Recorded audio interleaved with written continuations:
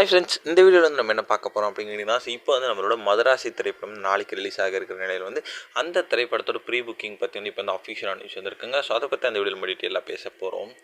இப்போ வந்து ஏற்கனவே ஏஆர் முருகதாஸோட இயக்கத்தில் முன்னணி நடிகரான சிவகார்த்திகேயன் நடிப்பில் உருவாகி இருக்க திரைப்படம் மதராசி. ஸோ இந்த திரைப்படத்தை வந்து நம்மளோட அனிருத்தா இசையமைச்சிருக்காங்க. ஸோ இந்த திரைப்படத்தில் சிவகார்த்திகேயன் கூட சேர்ந்து ஒரு ருக்மணி, வசந்த், வித்யுத், விக்ராந்த் இந்த மாதிரி வந்து ஏகப்பட்ட கதாபாத்திரங்கள் ரொம்ப ரொம்ப ரோலில் நடிச்சிருக்காங்க. ஸோ இந்த திரைப்படம் வந்து நாளைக்கு வந்து ரிலீஸ் ஆக இருக்கிற நிலையில் வந்து ரசிகர்கள் ரொம்ப எக்ஸைட்மெண்ட்டாகவே காத்துட்ருக்காங்க அப்படின்னு சொல்லலாம்.